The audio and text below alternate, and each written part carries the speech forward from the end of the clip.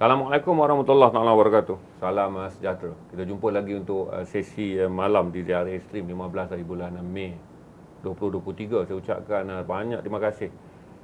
Satu, terima kasih pada Datuk Dr. Zainal Rijal. Belum doktor lagi. Datuk Zainal Rijal Abu Bakar, Presiden Peguam-Peguam Muslim Malaysia. Kerana saya kontak doktor tadi 2 jam sebelum live. Kemudian dapat respon, alhamdulillah kita naikkan poster setelah Datuk sahkan akan hadir bincang isu yang petang tadi. Kita sentuh sikit je kerana kita nak update, kerana tiap-tiap petang kita akan naik update. Kita panjangkan tadi tentang update pilihan raya di Turki dan pilihan raya di Thailand. Tapi malam ni tuan-tuan tahu bahawa hari ni yang mana follow media, semua akan bercakap mengenai isu kerajaan memfailkan menarik balik rayuan berkenaan isu penggunaan kalimah Allah, kalimah Allah, solat Baitullah dan juga Kaabah. Yang mana mengejutkan semua orang. Jadi tadi saya share poster Datuk dekat kawan-kawan, semua berkata mereka pening kerana tiba-tiba isu ni berlaku. Jadi ada isu dari situ yang menyebabkan semua orang tertanya-tanya. Dan kerana ini adalah platform bebas politik, kita adalah platform yang tak terikat pada mana-mana parti, kita nak bincang secara akademik. Tuan-tuan yang baru masuk, trafik yang baru dapat, tuan-tuan mungkin terkiar-kiar. Kerana selalu untuk view 1,000 ke 1,500 di kalangan 70,000 orang yang follow page ni, dia dah tahu bahawa apa page Diari Ekstrim, apa isu, apa kontak, apa stand. Cuma tuan-tuan yang baru dapat share masuk mungkin terpinga-pinga. Nampak pakaian, nampak buku, nampak tali pinggang. Tuan-tuan, saya dan Datuk Doktor nak bercakap, Datuk Zainal nak bercakap, Datuk Zainal nak bercakap tentang isu yang tuan-tuan rasa datang pula daripada mana. Kerana ada masa Datuk, kita ada delay tau dari segi public punya concern. Saya dapat tengok kita ada 24 jam delay. Macam tadi kita naik poster pun kami tak tahu apa sebenarnya di balik isu kalimah Allah. Saya tengah tunggu angka sekarang. Amin, berapa angka kita sekarang? 300 tuan-tuan share tu. Kerana biasanya 5 minit baru kita boleh jam lepas 500. Saya nak ucap dulu peluang pada Datuk untuk ucap selamat hari raya. Yang ramai ni orang yang datang daripada rakan-rakan ataupun yang nak dengar ni. Pertamanya saya ucapkan terima kasih lah jemput saya. Lama dah tak jumpa suatu tempat kerja yang lain-lain dahulu kan. Dan saya juga ambil kesempatan ini walaupun very short notice sebab isunya ini pagi tadi baru mula meletupnya. Saya pun banyak menerima panggilan, mesej dan sebagainya tentang perkara ini. Sampai kerja saya pun kadang saya letak tepi dahulu untuk tengok dari sudut mana kita boleh tackle isu ni dengan sebaiknya. Saya di kesempatan ini juga memandangkan kita pun masih di dalam bulan puasa, bulan hari raya. Saya ucapkan selamat hari raya mak azal batin. Walaupun ini pertama kali saya di studio ni lah. Di stream ini. Itulah kalau ada apa-apa akan datang ada isu-isu yang menarik, kita boleh berkongsi sekali lagi. Waktu saya berada di media mainstream, dengan Datuk lah selalu berkomunikasi. Dan Datuk pun bukan orang baru. Sebagai Presiden Majlis Peguam-Peguam Muslim Malaysia, banyak platform, berapa ratus ribu talk dah Datuk dah bagi mengenai isu-isu berkaitan. Dan hari ini kita akan bercakap isu mengenai saya rasa ramai yang tahu tapi mungkin ramai juga tidak. Tadi petang saya buat ujian pun sekitar 40% je yang tahu kata hari ini telah tersebar berita pada 18 hari bulan April yang lalu, iaitu sebulan sudah. Kerajaan Persekutuan telah memfailkan notis menarik balik rayuan di Mahkamah Rayuan dalam Mahkamah Rayuan untuk merayu kes yang berkaitan di Mahkamah Tinggi, iaitu kebenaran menggunakan kalimah Allah, Baitullah, Kaabah dan solat kepada yang menuntut, iaitu Jil Island. Jadi orang macam saya stream terkejut kerana tu kenapa 18 hari bulan April kerajaan filekan menarik balik, baru sekarang saya tahu. Jadi sebagai seorang orang Islam, warga negara, dan terbiasa dengan praktis media ni, biasanya hari yang file kita akan dapat. Berarti kadang-kadang 2-3 hari sebelum file kita dah beritahu kerajaan akan file. Sebab isu ni ada kepentingan nasional. kerana 33 juta rakyat Malaysia ni 63% adalah orang Islam. Berarti Betul. dengan mengambil kira saya sebagai salah seorang pemegang taruh lah, dari segi orang awam pun dalam bab agama kita adalah pemegang taruh. Jadi saya terkejut kerana sebulan lebih lepas kerajaan FAI akan menarik balik, kita tak diberitahu. Kalau tidak jenuh saya duduk tunggu ni bila bicaranya naik ke Mahkamah Persekutuan. Jadi saya minta Datuk ulang tu senario dia, kronologi dia, kerana Datuk follow, Datuk ada seorang peguam. Seingat saya Dok, 31 bulan Disember 2007 mula-mula. Bila Mahkamah Tinggi dia panggil Herald Catholic, dia panggil Herald Catholic Weekly. Titular Roman Catholic Archbishop of Kuala Lumpur. Okey, dia menuntut supaya dibenarkan penggunaan kalimah Allah untuk di dalam publication. Datuk follow daripada awal sebagai peguam. Okey, sebenarnya kalau kita tengok isu kalimah Allah ni, sekurang-kurangnya ada 3 kes yang berkaitan. Ya. Kes yang pertama iaitu titular Roman Catholic Archbishop of Kuala Lumpur, yang mana kes ini Archbishop of Kuala Lumpur ini ingin menggunakan kalimah Allah di dalam publication setiap minggu mereka. Ya. Jadi dalam publication mereka ada ruangan di dalam bahasa Inggeris, bahasa Cina, bahasa Tamil dan bahasa Melayu. Di dalam ruangan bahasa Melayu tu yang mereka mahu menggunakan kalimah Allah, Baitullah, solat dan Kaabah ini untuk merujuk kepada agama mereka. Jadi KDN tak benarkan publication tersebut. Jadi mereka mencabar keputusan tersebut. Dia cabar keputusan KDN? Cabar keputusan KDN untuk menghalang itu di Mahkamah Tinggi. Di Mahkamah Tinggi mereka menang, di Mahkamah Rayuan mereka kalah, dan di Mahkamah Persekutuan juga kebenaran tidak diberikan. Jadi itu satu kes yang mana saya secara langsung terlibat mewakili Majlis Agama Islam Wilayah Persekutuan dan Johor. Okey, itu 2007 bermula. Dalam 2010. Itu kes yang pertama. Ya. Berarti kita kalah di Mahkamah Tinggi. Saya guna kita lah tuan-tuan. Pasal platform ni tuan-tuan pun tahu saya seorang Muslim dan saya menyokong apa saja yang berkaitan dengan Islam dan Melayu. Okey, maksudnya waktu tu kita kalah di peringkat Mahkamah Tinggi, kita menang di peringkat Mahkamah Rayuan dan juga Mahkamah Persekutuan. Okey, jadi kita menang. Jadi tak dibenarkan lah. Tak dibenarkan. Tak boleh. Jadi berarti kes 2007 tu tutup kes, kita menang istilah dia. Kemudian kes yang kedua? Kes yang kedua, kes Jill Island binti Lawrence Bill ini, yang mana fakta dia secara umumnya ialah Jill Island terbang daripada Indonesia ke LCCT ketika itu, tak ada KLIA 2 lagi lah, tambang murah ya. Jadi apabila di Sepang beliau keluar daripada lapangan terbang dan custom telah merampas beberapa CD dan juga kitab yang bersama dia. Buku-buku yang bersama beliau yang mengandungi kalimah Allah, Baitullah, Kaabah dan juga solat yang merujuk kepada agama bukan Islam. Okey, dalam konteks ni Kristian semua kitab Kristian. Ya, kitab Kristian. Jadi dirampas, jadi dia tidak berpuas hati, dia mohon kepada Mahkamah Tinggi untuk mencabar rampasan tersebut dan suruh pulangkan balik dokumen-dokumen yang dirampas.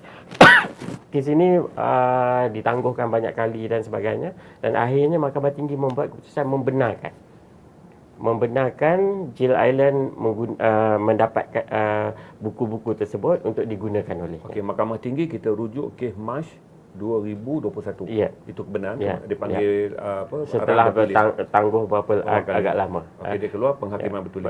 Penghakiman bertulis. Jadi kita tak puas hati dengan kekalahan kita itu di Mahkamah Tinggi. Sama macam kes tadi di Mahkamah Tinggi kita kalah. Kita merayu, kerajaan merayu ke Mahkamah Rayuan. Dan tuk hari ini kita tahu rayuan tersebut ditarik balik. Berarti kes kedua ni kita belum pergi kes ketiga. Berarti dalam kes kedua Datuk Zainul Rijal selaku Presiden Persatuan Peguam-Peguam Muslim Malaysia merasa kecewa kerana kes yang pertama dulu memang kita kalah Mahkamah Tinggi, tapi kita menang di Mahkamah Rayuan dan di Mahkamah Persekutuan. Betul. Cuma katanya kenapa tarik? Biarlah Mahkamah putuskan. Kalau kita kalah lagi di Mahkamah Rayuan, kita akan pergi ke Persekutuan. Berarti kita bersedia mengikuti proses undang-undang. Betul. Tapi dengan syarat kerajaan jangan tarik. Biar proses ni dibuat oleh undang-undang. Betul? Ya. Okay, isunya kenapa ditarik balik tanpa siapa tahu? Di mana ketulusan, di mana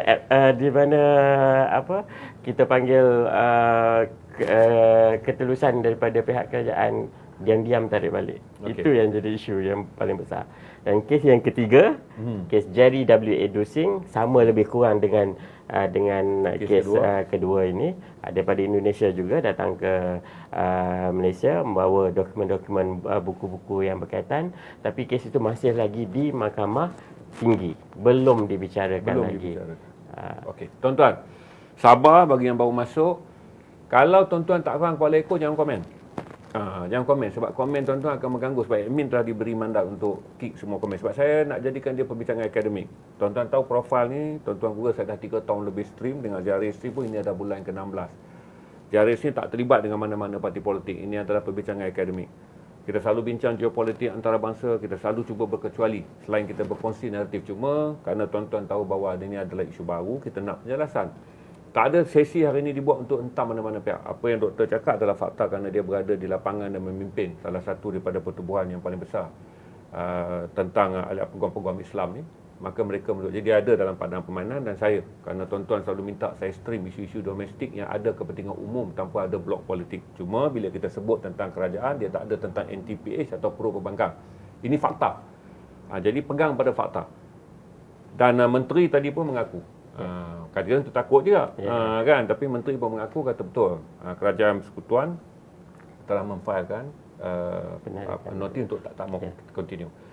Saya ada satu bila saya baca tadi kan, saya ada satu benda yang saya tak clear, saya bukan ahli undang-undang.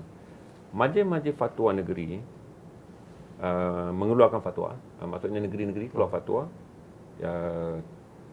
tak boleh menggunakan Pak Kalimah di negeri. Ini maksud saya ni, kalau saya pergi ke Kedah, pergi ke Perlis, kemudian ada 10 negeri yang menghalang. Yang menghalang. Berarti kalau saya pergi dan ataupun seorang bukan Islam pergi, apakah dengan penarikan pada 18 hari bulan April, semua orang boleh menggunakan perkataan tersebut? Saya tanya hak dia supaya kita kaji secara detail. Berarti katanya nanti bolehkah ataupun terhad? Bagaimana kesan undang-undang ni akan mengubah kehidupan seharian kita? Datuk akan jelaskan dari segi salahnya, bolehnya, limitnya, implikasinya. Setakat ini 10 daripada 14 buah negeri di Malaysia mempunyai undang-undang yang kita panggil Anti-Propagation Law, undang-undang kawalan penyebaran agama bukan Islam di kalangan orang Islam. Di dalam undang-undang tersebut ada beberapa kalimah-kalimah yang berakar umbi daripada Islam, seperti Allah, Kaabah, solat, Baitullah dan banyak lagi yang tidak dibenarkan digunakan oleh orang bukan Islam bagi merujuk kepada agama mereka. Faham? Bukannya bermakna orang bukan Islam langsung tak boleh sebut Allah. Tak. Kalau orang bukan Islam sebut Allah untuk merujuk kepada Tuhan orang Islam, itu tak ada masalah, bukan kesalahan. Tapi kalau orang Islam, orang bukan Islam ataupun orang Islam menyebut Allah bagi merujuk kepada Tuhan Jesus ataupun Tuhan Hindu dan sebagainya, itu adalah satu kesalahan di dalam enactment tersebut. Enactment di negeri-negeri. Di 10 negeri yang ada tersebut. Dan banyak negeri dah wartakan pun. Dan kesalahan tersebut dibicarakan bukan di Mahkamah Syariah tetapi di Mahkamah Sivil. Oh, dia membenarkan berarti undang-undang yang walaupun dibuat oleh Majlis Agama Islam Negeri boleh bawa Mahkamah Sivil. Dewan Undangan Negeri yang buat, tapi dibicarakan di Mahkamah Sivil sebab ia berdasarkan kepada perkara 12.4 Perlembagaan Persekutuan. Perkara 12.4 membenarkan Dewan Undangan Negeri untuk membuat undang-undang sebegitu. Jadi undang-undang tersebut adalah undang-undang mengenai penyebaran agama bukan Islam kepada orang Islam. Jadi dihalang di Malaysia, disekat oleh undang-undang tersebut. Ada perlembagaan yang menyatakan sedemikian. Jadi masih lagi pada ketika ini, kalau orang bukan Islam menyebarkan agama bukan Islam mereka kepada orang Islam, ia adalah satu kesalahan di 10 buah negeri. Negeri yang tak ada ialah wilayah Persekutuan, Pulau Pinang, Sabah dan Sarawak. Itu 4 negeri. 4 negeri yang tidak ada. Jadi itu adalah penyebaran agama bukan Islam kepada orang Islam. Tapi dalam kes Jill Island ini, dia kata dia tak nak sebarkan agama bukan Islam kepada orang Islam. Dia menggunakan untuk diri dia sendiri. Dia bukan Islam, dia nak gunakan hak dia beragama dalam kitab-kitab yang dirujuk. Dia kata kitab daripada Indonesia mengatakan Allah itu ada dalam kitab tersebut. Jadi saya nak gunakanlah. Saya bukan nak bagi orang Islam. Dia kata itu argument dia di mahkamah. Tetapi masalahnya ialah apa jaminan kita yang perkara-perkara tersebut tidak disebarkan kepada orang Islam. Itu yang pertama. Yang kedua, apa jaminan kita bahawa dia akan gunakan untuk dia sendiri? Dan apa kaitan dia dengan undang-undang yang ada pada ketika ini? Kan? Kalau saya faham yang Jil Island ini bukan berasal daripada Sarawak ataupun Sabah. Jadi undang-undang tersebut tidak terpakai di sana. Tidak ada undang-undang tersebut. Tapi dia ditangkap di LCCT, di Sepang, di dalam negeri Selangor. Jadi undang-undang negeri Selangor sepatutnya terpakai kepada dia. Bukannya undang-undang di Sabah. Kalau di Sabah mungkin tak ada masalah dalam isu tersebut. Tapi di Selangor, di Perak contohnya, di Kedah, undang-undang tersebut terpakai. Jadi untuk mengatakan bahawa langsung tak boleh menyebarkan dan sebagainya, itu masih kekal sebab itu dalam undang-undang. Tetapi dengan adanya keputusan sebegini, mungkin di peringkat rayuan ataupun kalau kalahlah di peringkat rayuan, mungkin akan ada cabaran selepas daripada ini yang mengatakan undang-undang yang menghalang itu juga adalah tidak berperlembagaan berdasarkan kepada perintah tersebut, penghakiman yang dibuat oleh mahkamah. Maksud doktor 10 negeri yang dah gubah undang-undang ni kemungkinan akan dianggap bertentangan dengan, mungkin akan ada cabaran undang-undang tersebut bertentangan dengan perlembagaan selepas daripada ini. Okey, maksudnya jadi presiden kes untuk orang pergi pula dan mencabar semua undang-undang 10 negeri ni. Sebagaimana banyak undang-undang kita yang dicabar kan. Okey. Datuk dah bagi implikasi keputusan kerajaan untuk tidak merayu, dan ini mungkin akan dianggap dengan merujuk pada penghakiman yang lepas mengatakan boleh. Maka aktivis bukan Islam di negeri juga akan mencabar. Kenapa negeri menghalang penggunaan kata ni? Kerana dah jadi pelik, negerinya lain, persekutuannya lain. Betul gitu Sebab penghakiman yang membenarkan itu di Mahkamah Tinggi dalam kes Jil Island itu tidak dirayu oleh kerajaan. Kalau kerajaan tidak rayu, bermakna kerajaan setuju dengan penghakiman membenarkan mereka menggunakan kalimah-kalimah tersebut. Kan? Okey. Secara akademiknya tidak merayu berarti bersetuju. Bersetuju. Doktor pengamal undang-undang itu yang jadi masalah kepada kita. Kita dalam undang-undang kita selalu kata we cannot blow hot and cold. Tak bolehlah hari ini kita kata ini, esok kita cakap yang lain pula. Faham? Kita kena sejajar apa yang kita katakan itu mestilah selari dengan daripada hari ini, semalam, esok, semuanya kena sama. Jadi dalam kes Jil Island, kerajaan tidak merayu bermakna kerajaan bersetuju dengan keputusan tersebut. Ya, ini kata pengamal undang-undang, kata presiden. Berarti dia faham konsekuensi. Berarti tidak merayu secara akademiknya lah kita sebut bersetuju dengan penghakiman bertulis. Berarti kita boleh kata sekarang ni kerajaan bersetuju bahawa Allah, Baitullah, Kaabah dan solat boleh digunakan pakai oleh agama bukan Islam, tak eksklusif untuk kita. Dari segi kecelaruannya, macam mana doktor rasa? Sebab Datuk lama, Datuk nampak tak sekarang ni akan menimbulkan kecelaruan. Macam saya akan rasa, katalah dokumen itu, kita penyebaran adalah satu perkara, kadang dia menjadi subjektif, apatah lagi di platform media baru, di platform digital. Berarti Allah disebarkan, dia mungkin saja difahami oleh, kerana secara biasanya saya seorang berada Semenanjung memahami Allah adalah Tuhan orang Islam, God dan Jesus adalah Tuhan Kristian, nama-nama Dewa Hindu adalah Tuhan bagi orang Hindu. Betul Tapi hari ini secara teknikalnya Allah boleh dipakai oleh semua agama. Betul. Itulah ada yang bercakap dengan saya, argue dengan saya, mengatakan dekat negara Arab tak ada masalah pun guna Allah. Si Indonesia tak ada masalah guna Allah dan sebagainya. Kenapa Malaysia nak sekat kan? Tapi kita kena lihat dalam konteks negara kita. Kita dalam masa Tuanku Sultan Azam menjadi ketua hakim pun, Lord Presiden dia mengatakan untuk tafsir undang-undang Malaysia, perlembagaan Malaysia, gunakan konteks tempatan, bukan konteks luar negara. Betul, dalam semua. Dalam kita kata apa? kita kata apa ni, konsisten. Janganlah bab Allah je nak suruh pakai international. Yang lain ada. Jadi kalau di negara Arab, mereka mungkin dah biasa dengan keadaan-keadaan sebegitu. Tapi kalau saya sendiri, kalau kata Allah itu ada anak, saya tak setuju. Saya akan jadi marah sebab akidah saya mengatakan Allah itu tidak diberanakkan dan tidak beranak. Kan? Jadi tidak ada tiga dalam satu, Allah bukan tiga dalam satu dan sebagainya. Itu bagi majoriti orang Islam, khususnya di Semenanjung. Kan? Jadi apabila dikatakan Islam Allah itu beranak, Allah itu mempunyai banyak tangan dan sebagainya, sudah pasti ia akan mendatangkan kegusaran, kebimbangan kepada majoriti orang Islam. Betul. Dan ia bertentangan dengan perkara 3 Perlembagaan Persekutuan yang mengatakan Islam adalah agama bagi persekutuan, agama-agama lain boleh diamalkan dengan aman dan damai. Aman dan damai bagi agama persekutuan itu sendiri. Jadi kalau majoriti pun rasa tak aman dan damai, apakah kita boleh sekat ataupun tidak? Itu satu persoalan. Itu yang pertama. Yang kedua, saya nampak di kalangan orang, to be fair kepada orang bukan Islam, tak semua yang mahu menggunakan kalimah-kalimah tersebut. Saya ada bertanya dengan kawan-kawan saya yang beragama Kristian dan sebagainya. Do you really want to use the word Allah in your prayers? Why don't you use it in your English prayer?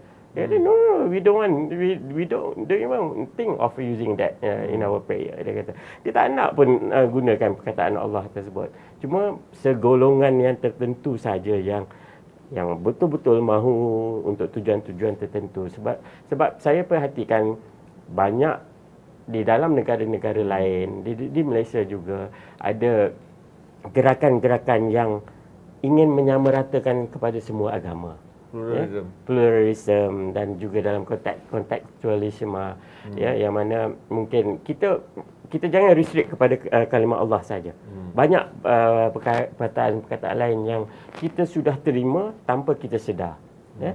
Sebagai contoh, kalau dulu kita kata orang Hindu pergi ke kuil, orang Cina pergi ke tokong, orang Kristian pergi ke gereja, orang Sikh pergi ke Gurdwara. Sekarang ni kita punya peraturan dan sebagainya, kita bercakap mereka pergi ke rumah ibadat. Kan? Kata ibadah itu satu perkara. Dulu kita kata orang Cina sembah tokong, orang Hindu pun sembah berhala dan sebagainya. Lepas tu mereka nak gunakan bukan sembah, mereka menggunakan sembahyang. Sekarang ni tak nak guna sembahyang, nak guna solat pula. Tidakkah itu satu penyamarataan ke dalam konteks perkataan kalimah-kalimah? Lama-lama kita orang Islam ni pun kita tengok orang tu kata dia nak pergi ke rumah ibadat untuk bersolat, tak pasti lagi dia Islam. Kan? Jadi ia akan mendatangkan tu akan menjadi tidak eksklusif. Ia akan mendatangkan kekeliruan kepada kita. Jika seseorang datang berkata, Datuk, jom pergi solat. Saya nak pergi jumpa Tuhan, nak pergi jumpa Allah, dan saya akan pergi ke rumah ibadat untuk bersolat. Tiada keterjaminan dia adalah Islam. Kita pun nak bersolat, kita ikut dia. Tengok-tengok dia masuk ke rumah ibadat orang bukan Islam. Takkan satu perkara yang confusion kepada kita. Logik dia ada kata alternatif yang lain. Sembahyang kita dah betul lah ansur, dah bagi. Kenapa perlu ambil solat? Dalam konteks kes yang pertama tadi, kan, hujahan-hujahan yang kita kemukakan, persoalannya adakah orang dalam konteks ini orang Kristian, kalau dia tak menggunakan kalimah Allah, adakah sembahyang dia tu menjadi tidak sah, tidak boleh melakukan upacara keagamaan mereka? Jawapan yang diberikan oleh hakim, tidak. Mereka masih boleh melakukan upacara keagamaan mereka dengan menggunakan perkataan-perkataan lain. Tanpa ada Allah pun ibadahnya berjalan. Boleh menggunakan perkataan Tuhan kalau nak betul bahasa Melayu. Boleh menggunakan perkataan Lord. Boleh menggunakan banyak perkataan-perkataan yang lain selain daripada perkataan Allah. Apa relevan? Maksudnya kebimbangan kita sekarang ni, Baitullah adalah rumah Allah. Berarti selepas ni semua orang boleh merujuk kepada tokong dari jadi rumah ibadat tadi, sekarang dah naik taraf jadi Baitullah. Kita pun biasanya, walaupun kita tahu Baitullah tu rumah Allah kan, kalau masjid kita jarang kita Baitullah tu Al-Haramain. Biasanya kita rujuk kepada itu kan. Betapa sucinya, tingginya kita meletakkan Baitullah itu. Hari ini dia akan menjadi kata umum, semua orang boleh merujuk mana-mana rumah ibadat jadi tempat pusat syirik kepada Allah SWT. Jadi itu yang kita tak. Dan Kaabah mana datang pula? Hanya orang Islam yang beriman kepada Kaabah. Kenapa Kaabah harus dijadikan kata milik orang Kristian kalau mengikut tuntutan itu persoalan-persoalan yang kita tanyakan, tapi tak ada jawapan kepada kenapa khususnya nak menggunakan kalimah-kalimah tersebut. Belum lagi guna kalimah-kalimah yang lain yang Nabi dan lebih banyak perkara-perkara lain yang mereka ingin gunakan juga.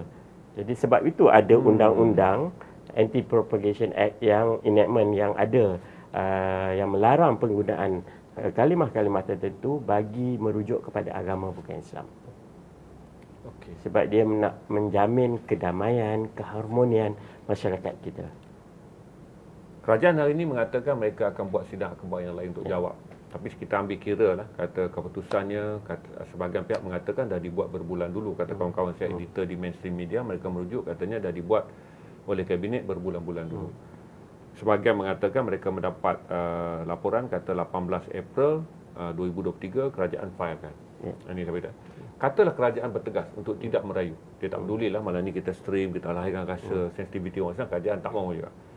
Saya tanya, apakah potensi membolehkan orang seperti Datuk, orang seperti saya, NGO yang lain pergi ke mahkamah untuk menghalang benda ni? Kalau kita kata kerajaan dah kata this is keputusan mereka, tak apalah, kita pun tak mau kelahi dengan kerajaan, tapi tanggungjawab untuk menjaga agama, tanggungjawab untuk menjaga kesejahteraan agama, dan kita pun tak mahu ada konflik dengan pengamal agama lain. Kita nak tuntut. Apakah cara yang ada? Datuk lawyer, apa cara kita ada? Saya dimaklumkan bahawa penarikan balik tersebut telah pun dilakukan pada 18 bulan April tahun ini. Sebulan lebih. Dan tarikh case management yang sepatutnya ditetapkan pada 19 Mei tahun ini, beberapa hari lagi ni. Patutlah ini bongkar. Maksud sepatutnya bongkar, sepatutnya 19 ni kita tunggu naik. Okey. Telah pun dilapangkan. Maknanya tak ada kes dah. Istilah mahkamah dilapangkan, no case. Dah habislah, dah tarik balik, dah habislah kes tersebut. Tak ada rayuan yang akan dimajukan ke hadapan. Jadi isunya ialah 18 bulan 4 mesti ada arahan sebelum daripada 18 bulan April tersebut. 18 April ditarik balik, difailkan penarikan balik secara saya pun tak tahu siapa bila difailkan, hatta hari ini baru kita dapat makluman, kan. Jadi banyak persoalan yang timbul daripada penarikan balik tersebut. Adakah consultation dibuat, rundingan dibuat kepada pihak-pihak tertentu? Apa pihak yang terlibat kebiasaannya? Yang pertama, dalam kes tersebut 3 buah majlis agama Islam, iaitu Majlis Agama Islam Selangor, Majlis Agama Islam Wilayah Persekutuan dan juga Majlis Agama Islam Kedah telah pun diberikan hak sebagai amicus curiae. Amicus curiae ini adalah sahabat mahkamah. Maknanya secara umum apa? Itu sahabat mahkamah, maknanya mereka boleh membantu mahkamah di dalam prosiding rayuan nanti. Boleh berhujah dan sebagainya. Jadi apabila ditarik balik, adakah ketiga-tiga majlis agama Islam ini dirunding terdahulu, setuju ke tak setuju ke dan sebagainya. Kita tak tahu. Tak ada maklumat pun ke arah itu. Dan mungkin ada, mungkin tak ada. Kalau ada, apa alasan dia? Apa alasan diberikan untuk menarik balik itu? Itu yang pertama. 3 pihak majlis agama. Yang kedua, Tuanku Sultan Selangor dan juga Tuanku Sultan Johor, setelah kes ini kalah di Mahkamah Tinggi, telah bertitah supaya pihak kerajaan merayu terhadap keputusan tersebut. Maksudnya lepas kalah 30 hari bulan Mac, pada bulan Mac 2022, kedua-dua Duli Tuanku Sultan telah menitahkan untuk merayu. Okey. Berarti sama ada dua ni dirayu. Dan telah dirayu. Adakah dua tuanku telah pun disembah maklum tentang perkara tersebut? Adakah kedua-dua tuanku memberi berkenan untuk tarik balik ataupun tidak? Persoalan-persoalan itu tidak dijawab. Sebab kita tak tahu pun. Hari ini baru tiba-tiba timbul. Mudah saya tanya. Takut nanti jadi macam kes Batu Putih Singapura pula. Saya tanya. Apakah peluang untuk menang tinggi untuk menghalang penggunaan 4 kalimah? Datuk orang lama di mahkamah saya yakin akan ada potensi tinggi untuk menang sebab dulu pernah menang. Untuk beri jaminan menang itu bukan tugas peguam lah, itu tugas hakim. Tetapi ada isu-isu yang kita boleh bawakan di mahkamah dari sudut pentafsiran nota yang dibuat oleh Tun Ghaffar Baber pada ketika itu sebenarnya disalah tafsirkan oleh mahkamah tinggi. Nota Jadi kita tahun akan 1986. ya 86 tersebut. Okay. Jadi kita boleh berhujah. Ada isu yang sangat besar yang kita boleh berhujah. In fact kita dah bersedia dah untuk berhujah isu-isu tersebut pun. Research has been done by our team untuk ke arah itu. Datuk boleh kongsi sikit technicality. Macam saya tanya kan. Yeah. Apa technicality Kaabah penting untuk saya? Nota yang dibuat tersebut ada beberapa perenggan. Okay. Jadi pembacaan tersebut adalah berbeza. Datuk merujuk pada tahun 1986 nota daripada sebab penghakiman berdasarkan kepada nota 1986. Okay. Jadi isunya ialah pentafsiran kepada nota yang dibuat oleh Tun Ghaffar pada ketika itu. Okay.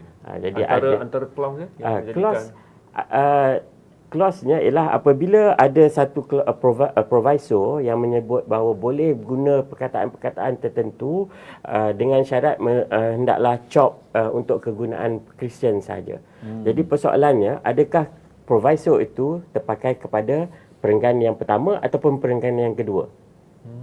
Bagi saya, perenggan pertama contohnya dia tak benarkan langsung. Takkanlah tak benarkan langsung, kena ada boleh guna dengan ada klausa tersebut. Tak boleh.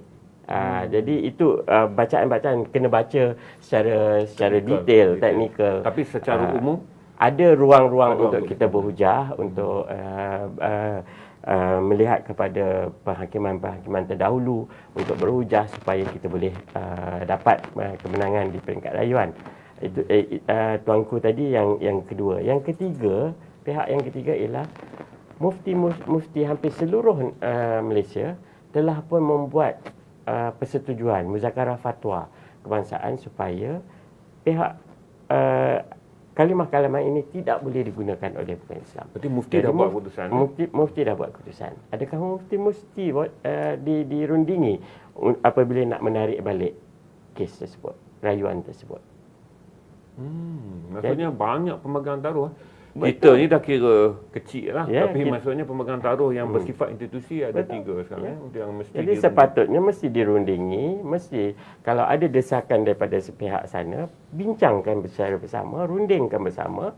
Tengok apa keputusan yang boleh dibuat. Bukannya tarik balik dalam keadaan yang diam-diam. Tak adakah sekelumit hormat kepada 3 badan-badan ini, especially kepada tuanku, ataupun respect kepada mufti dan sebagainya dalam membuat keputusan ini. Ramai orang berkata libat urus patutnya membabitkan NGO. Tapi kata Datuk, 3 entiti yang dah memang ada terkait secara langsung. Betul. Saya rasa tak dirunding itu menjadikan hari ini semua kawan-kawan saya termasuk chief editor. Beritahu mereka tak tahu isu ni datang macam mana tiba-tiba rupanya 19 hari bulan ni tak dimaklumkan. Itu menjadikan semua orang berasa kucak-kacir. Dan saya stream untuk tuan-tuan, saya tuan-tuan melihat isu ni secara akademik. Kita tak mau besok semua orang mengeluarkan statement yang tuan-tuan pastikan kalau tuan-tuan adalah orang Islam yang menonton ni, pastikan hemah jaga, besok jangan jadikan hari yang huru-hara. Desak dengan cara bijak dan kita faham undang-undang. Lepas tu kita bawa doktor datang, kita bawa datuk datang untuk bentangkan. Supaya satu, ada keterjaminan kita faham. Yang kedua, kita tahu kaedah. Dan yang penting kita nak elakkan daripada keadaan kacau bilau. Sebab tu, kepada pihak kerajaan pun, kepada pihak mana pun, tujuan kami adalah membantu orang untuk faham. Dan kemudian pada masa yang sama, kita nak tengok dari segi akademiknya. Akademik yang paling penting, kita nak tengok relevan yang 4 perkataan tersebut. Yang kedua, kita kata, kenapa tak lawan dulu? Kerana ada kes terdahulu. Kita kalah di peringkat mahkamah tinggi, tak semesti kita kalah di peringkat rayuan. Dan di peringkat ni. Yang kedua, kita fikir, dengan ini menimbulkan kecelaruan untuk orang faham tentang tadi 3 badan sahabat mahkamah, 2 titah sultan negeri dan juga kemudian 10 mufti yang telah lebih awal bersidang. Jadi tuan-tuan tarik nafas, kita akan pergi kepada fasa yang seterusnya. Saya nak bagi doktor tamu minum air dulu. Sebab terima kasih loh sebab kerana saya hubungi 2 jam sebelum live Datuk kata okey. Saya takut menyusahkan, tapi saya nak stream tak syok, pakai StreamYard tak best. Tak best. Seorang lagi rakan baik Datuk tak dapat hadir, iaitu Cikgu Azmi. Sebab Cikgu Azmi berada di Thailand, dia pun terkejut. Sebab dia pun tak tahu apa yang sedang berlaku kecuali mereka sesama mereka berkongsi tadi, dia pun buat kenyataan. Jadi 2 orang yang paling awal buat kenyataan mengenai isu ini di media adalah Datuk dan juga Cikgu Azmi. Itu saya panggil Datuk untuk datang dan ingat dengan terang. Tuan-tuan tak payahlah komen benda yang berteraskan hatred, kebencian, hasutan. Saya dan Datuk berada di atas platform memberi penjelasan. Kalau memihak pun tuan-tuan dia soal akidah. Kerana kita orang Islam, ini bukanlah, tak ada tempat untuk saya jadi neutral dalam hal agama. Tak ada tempat untuk kita menjadi plural nak sama kan. Saya nak tanya ke tuan-tuan. Allah, macam Dr. kata tadi kan, Baitullah dalam tafsiran kita secara umumnya kita tak sebutlah. Kita kata masjid, surau, musola. Berarti selepas ni Baitullah yang secara literal nanti ditafsirkan ke rumah ibadah. Berarti tak heran kalau orang Kristian merujuk gereja, dia nak pergi ke Baitullah. Benar. Kita masih di peringkat menggunakan, saya nak pergi masjid. Musola.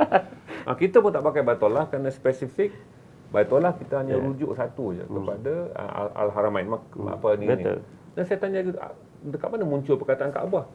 Seingat saya lah, Datuk, Kaabah ni orang Islamnya yang... Betul, itu yang kenapa kita... Kenapa Kaabah sendiri dituntut dalam... Mungkin disebut sebagai Kaabah itu altar di dalam gereja tersebut. Sebab salah satu cara, salah satu tool ataupun tempat untuk disembah. Okey, maksudnya dia akan translate bahasa Arab secara literal. Sedangkan kita dah spesifik. Berarti Kaabah adalah Kaabah. Kalau dalam kes Roman Katolik tersebut, dia kata dia nak antara sebabnya nak memartabatkan bahasa Melayu. Sebab tu menggunakan bahasa Melayu semua. Tapi persoalannya, adakah Allah, Kaabah, Baitullah, solat itu bahasa Melayu? Dia bukan bahasa Melayu, dia bukan bahasa Arab. Dia adalah, tu macam kata-kata istilah setempat.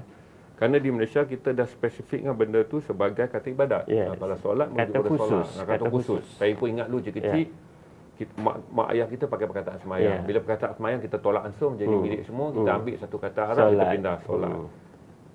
Lepas tu solat habislah pasal dah dalam apa sekarang ni dalam solat pun nak diambil. Dulu saya ingat pergi semayang maghrib, semayang apa. Kemudian datang generasi kita sebut anak kita dah solat belum. Anak spesifik kata semayang dah jadi umum. Tapi kita akan lebih terluka kalau mereka boleh menyebut Baitullah merujuk kepada gereja dan kita masih menyebut masjid dan musola. Betul. Itu yang jadi persoalan kita. Saya fikir lebih banyak mudarat ni apabila perkataan ni, kalaulah hari ni by technical kita mengalah dan kita biar keputusan ni terabaikan. Saya fikir mudaratnya juga banyak. Saya fikir kita faham dari segi hak asasi, freedom of religion, kebebasan beragama tu. Kita tidak menghalang orang bukan Islam daripada mengerjakan upacara agama mereka. Tetapi bagaimana upacara agama mereka mestilah ikut apa yang diajar oleh agama mereka. Kalau dia betul nak gunakan bahasa kebangsaan, bahasa Melayu, gunakan bahasa Melayu yang betul. Saya fikir dah luas istilah rumah ibadah yang kita bagi.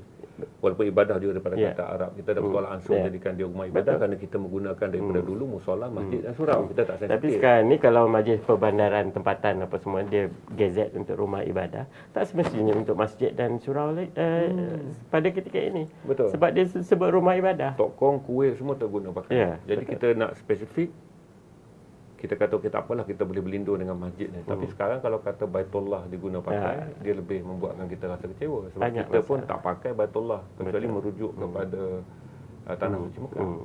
Cuma itulah ramai tanya saya way forward macam mana. Way forward. Saya tanya tadi. Kenapa? Kalau kerajaan tak buat, apa kita nak buat? Apa kita nak buat? Move forward. Jadi, kita lupakan bab lain. Ada juga kawan-kawan saya di kalangan peguam, kami berbincang kerajaan dah tarik balik rayuan. Takkan kita nak rayu lagi? Kita bukan pihak dalam rayuan tersebut. Jadi bagaimana kita nak hidupkan semula kes tersebut? Tak boleh. Sebab perintah dah ada untuk tarik balik kes. Rayuan dah tak ada. Tarikh 19 hari bulan pun saya difahamkan telah dilapangkan, telah kosong, dah tak ada tarikh dah selepas daripada ini. Jadi apa kita perlu buat? Antara perkara-perkara yang kita bincang, kita boleh bincang secara lanjut sejak kebelakangan ini, kuasa peguam negara banyak dipertikaikan oleh banyak pihak. Dan penghakiman-penghakiman mahkamah pun ada menyatakan bahawa kuasa peguam negara bukan lagi absolut, bukan lagi mutlak. Ia boleh dipertikaikan. Jadi di mana kita nak pertikaikan? Kita pertikaikan di mahkamah, bukan kita pertikai di kedai kopi ke dan sebagainya. Itu tak ada kesan apa-apa. Jadi kita boleh mungkin melihat kepada research balik kepada kedudukan undang-undang, sama ada kita boleh filekan satu permohonan di mahkamah untuk menyemak kuasa yang dibuat oleh tindakan yang dibuat oleh peguam negara menarik balik kes tersebut, rayuan tersebut, adakah tindakan yang betul ataupun tidak. Okey, maksudnya pendek kata kita pergi proceed kes di mahkamah untuk kita mahkamah buat semakan kehakiman. Semakan kehakiman supaya membatalkan keputusan tarik balik tersebut. Okey. Tapi it is very daunting task lah, suatu perkara yang baru yang banyak kajian perlu dibuat untuk ke arah itu. Tapi bagi saya tak ada masalah. Kita buat strategic litigation, kita menang pun alhamdulillah, Allah tentukan kita menang ataupun kita kalah. Kalau kita kalah, kita ada presiden. Apa yang perlu kita buat selepas daripada ini untuk memperbaiki perkara-perkara tersebut. Ya?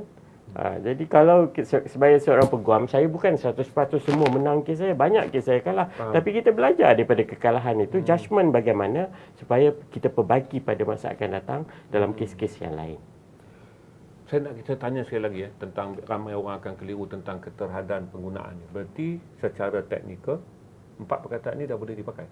Dipakai oleh Jill Island boleh. Boleh pakai. Dalam kitab dia tu dia boleh merujuk kepada Alkitab tu yang tu dia boleh ambil balik yang dirampas, dia boleh pergi balik ke mana-manalah di Selangor ataupun di Sabah Sarawak, dia boleh gunakan. Terguna pakai. Dia boleh guna pakai. Terguna pakai untuk seluruh Malaysia. Ya.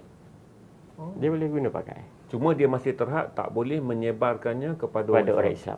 Cuma secara Cuma kalau tak ada orang buat laporan dan sebagainya, kita tak ada siapa yang tahu. Secara teknikalnya kita kata kenapa berbuat sesuatu yang ada implikasi. Nanti timbul terjadian subjektif. Kalau benda tu ditemui dalam kotak pos sebuah rumah orang Islam mengatakan ini dah menyebar. Berarti kita meletakkan semua benda dalam keadaan akan mudah tegang. Berarti dia bukan saja kemenangan bagi pihak Kristian, dia juga boleh menimbul masalah bagi mereka yang kemudian terpaksa menanggung akibat. Lainlah contohnya macam di universiti. Saya dulu pun mengambil subjek perbandingan agama. Kalau orang macam tu belajar tu tak ada masalah. Kan? Sebab kita belajar perbandingan agama, kita cari kesamaan dan sebagainya. Tapi kalau dibawa macam kita ada kes di Subang Jaya, yang mana risalah-risalah Kristian diedarkan di sekolah-sekolah. Jadi banyak masalah. Kan? Saya takut di peringkat pelaksanaan. Mereka yang mempunyai pengetahuan yang lebih rendah sifat dia, kemudian mengedarkannya dengan mengatakan klaus undang hari ini membenarkan tanpa mengetahui bahawa dalam had ni adalah merujuk pada Jill Island, hanya merujuk kepada permohonan Jill Island, iaitu makalah dia tu. Ramai nanti dia pergi kepada sekolah-sekolah, budak muda tak faham lagi. Dia tengok Allah, jom kita pergi rumah Allah kan, bersembayang kepada Allah. Budak-budak mungkin dia tak faham lagi, dia ingat ini agama Islam. Itu kekeliruan yang paling bimbang, kerana bukan kebiasaan. Macam saya sebut tadi, bukan kebiasaan kita panggil masjid Baitullah. Tak pernah. Tapi hari ini agak melukakan hati kita. Kalau kita rasa perkataan Allah akan dirujuk sekalipun dalam teks adalah kepada gereja. Dan kita lagi kecewa lah kerana Kaabah, kerana kita kata hanya orang Islam yang selama ni bersolat pergi pada Kaabah. Tapi kalau Kaabah nak disamakan dengan altar, kita pun panggil mimbar, kita tak panggil Kaabah untuk tempat-tempat yang banyak perkataan yang akan melukakan hati kita. Kerana kita rasa tak semudah itu kita meletakkan semua taraf adalah Baitullah, tak semua itu kita meletakkan tempat adalah Kaabah, kerana ada satu Kaabah. Tapi saya pun macam saya katakan tadi, ramai kawan-kawan saya bukan Islam. Mereka juga tidak selesa dengan keputusan sebegini. Mereka kata buat apa nak rebut-rebut, we can pray ourselves, apa semua. We don't have to interfere in your religion, apa semua ni. Kata kenapa kita perlu bergaduh untuk satu perkataan. Betul. Dalam semasa kita buat kes di titular Roman Catholic kes, ada pihak Gurdwara Sikh yang juga memohon untuk mencelah di dalam kes itu, tapi kemudian dia tak jadilah, sebab dia kata dalam kitab suci dia ada menyebut perkataan Allah. Jadi dia mohon, tapi kita kata kes titular Roman Catholic itu bukan a battle of the scripture. Kalau dia ada dalam kitab, betul dalam kitab asalnya tu ada perkataan Allah dan sebagainya, itu terpulang pada dia lah. Kan? Tetapi dalam kitab Kristian tak ada perkataan yang digunakan tersebut dalam the original. Kita dalam di mahkamah rayuan, di mahkamah persoalan, kita hujahkan, kita tengok Hebrew yang asal dan sebagainya, kronologi sejarah bagaimana perkataan Allah, Elohim dan sebagainya, semua tu kita hujahkan di mahkamah. Jadi kalau dalam kitab asal itu menyebut perkataan Allah, kita akan bersetuju. Kita terpaksa bersetuju sebab kita tak mahu diktat agama lain supaya mengikut agama kita. Sebab dalam Islam pun memang jelas la ikraha fi din, kita tak boleh paksa. Sebab tu dalam kes konteks Sikh, kaum Sikh yang memohon tersebut, kita kata we are not mending your scripture. Kita bukan nak pindah dia punya kitab suci dia. Ya, dia boleh kan? tukar kan? Dalam kitab suci dia ada sebut tu, biarlah, kita tak ada masalah. Cuma dalam titular Roman Catholic, publication dia yang tiap-tiap minggu, itu bukan kitab dia. Kan? Itu bukan kitab suci dia. Betul. Kan? Dalam Alkitab yang dibawa daripada Indonesia tu pun, itu adalah terjemahan di dalam bahasa Indonesia. Okay. Jadi bukan yang asalnya. Kalau dalam asalnya ada, kita terpaksa terima. Tak ada masalah bagi itu. Sebab kita pun tak mahu memaksa orang bukan Islam supaya mengikut agama Islam. Walaupun kita berdoa dia dapat masuk syurga, menjadi saudara kita dan sebagainya, tapi kita tak boleh paksa dia. Betul. Itu tadi penjelasan Presiden Persatuan Peguam Syari'i Malaysia, Datuk Zainal Rijal Bakar. Kawan lama tak jumpa dan dia sudi datang. Saya rasa kita pun tak nak snapshot opinion, tapi kita dah dapat penjelasan. Menteri tadi telah menjawab kepada media, memang benar, dia sahkan betul kerajaan dah tarik. Berarti ini bukan dakwa-dakwi. Jadi kita stream dan kita menunggu kerajaan menjawab. Tapi stream ni tiada perlawanan ke atas kerajaan. Kita jelaskan kepada tonton untuk faham konsekuensi. Besok ada lagi perkembangan, lusa akan ada lagi perkembangan. Saya akan jemput Datuk datang lagi untuk jelaskan sesuai dengan perkembangan yang ada. Bila ada perkembangan baru, saya harap Datuk sudi datang. InsyaAllah. Jadikan satu majlis akademik untuk tuan-tuan faham. Kerana satu yang paling saya bimbang juga, Swiss sensitivity. Sebab tu kita jelaskan kepada tuan-tuan. Swiss sensitivity. Hinggalah kita kata secara undang-undang, kalaulah kerajaan tak mau meneruskan, kita sedang bertanya kepada pemegang taruh Datuk dengan persatuan dia, kita ada pembela yang telah mengeluarkan pernyataan hari ini. Mestilah mereka akan bertindak sesuatu. Tetapi apa yang kita nak adalah dalam jalur undang-undang. Kita nak kesejahteraan. Tuan-tuan, jangan masuk dan sebarkan kebencian. Besok jangan melatah dan apa, kerana ini adalah masa di mana secara akhlaknya kita tunjuk adab ketinggian orang Islam dalam berinteraksi. Ini negara 63% umat Islam. Saya tak pernah melekehkan, tapi data menunjukkan kita ada kurang daripada 6.5%. Orang Kristian ini pertembungan yang sangat besar. Dan kita pun ramai kawan-kawan kita daripada kalangan mereka beragama Kristian. Kita pun mahukan mereka berada dalam keadaan selesa. Besoknya kita tak mahu kes ni, besok mereka rasa tak selesa. Kerana saya fikir sebahagian besar daripada mereka tak mahu terkait dengan hal yang kemudiannya menimbulkan ketidaktenteraman.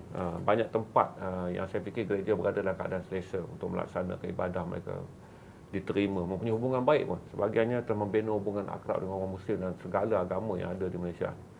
Tapi kita tak mahu satu isu ni, kerana kita tak pandai mengendalikan suhu dia. Betul.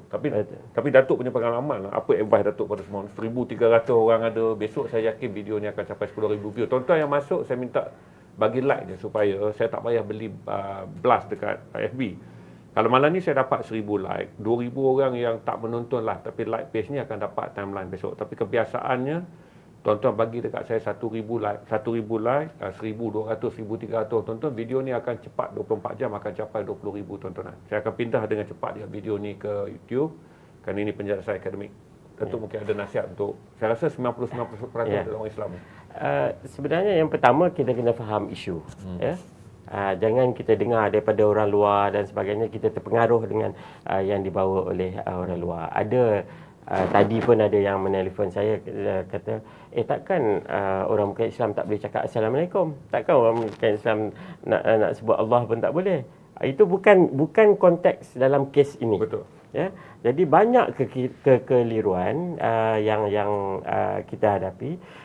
Satu lagi, sama ada dia nak gunakan untuk sendiri ataupun penyebaran. Adakah undang-undang itu terpakai ataupun tidak, kan?